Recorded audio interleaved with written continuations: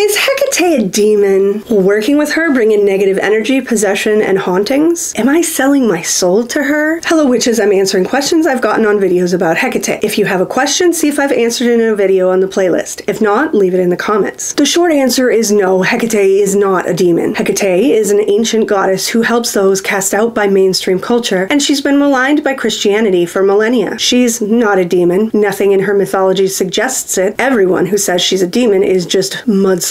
So let's break this down. The only people I've ever heard say Hekate is a demon are Christians, although Muslims might believe it as well. I don't know. Let's talk about the Christian perspective for a moment, since that's what I know about. Christianity today claims there are two kinds of spiritual beings, angels and demons. Everyone who is with their God is an angel, and everyone who is against their God is a demon. You don't have to be actively against the Christian God to be declared a demon. You just have to not be sitting around singing his praises every Sunday. I'm okay with being called a demon if that's what you mean. I don't bow to anyone. Hekate is at least 2,000 years older than Christianity, and she couldn't give a less of a shit about the Christian God except to help the people he's hurt. And that makes his followers very angry. In their paradigm, because she's not with them, she's against them, and therefore a demon. But the Orphic hymns, the Greek magical papyri, and the Chaldean oracles all describe her as a powerful goddess who can both wreak havoc on her enemies and bestow blessings on her followers.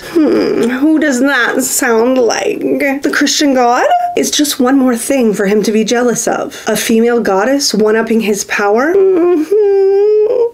But if you're working with her, are you promising her your soul? Not even a little.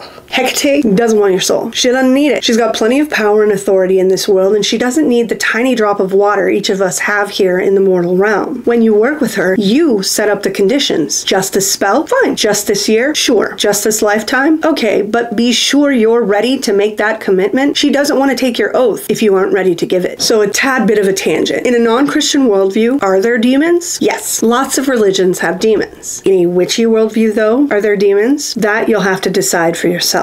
I believe there are many spiritual creatures who have been spoken badly of because people don't understand them, but there are also spiritual beings who want to harm people, meaning yes, there are demons. However, I also think that there are far more of the former than the latter. More often, people curse and haunt themselves with their own energy because they're so afraid of curses and hauntings. The more you see a demon around every corner, the more likely you are to find one. So is Hekate going to possess you, bring you negative energy, attract things that are going to haunt you, or steal your soul? Absolutely not. In fact, you can call upon her to protect you from those things. Even, say, a certain god that someone else promised your soul to when you were too young to consent.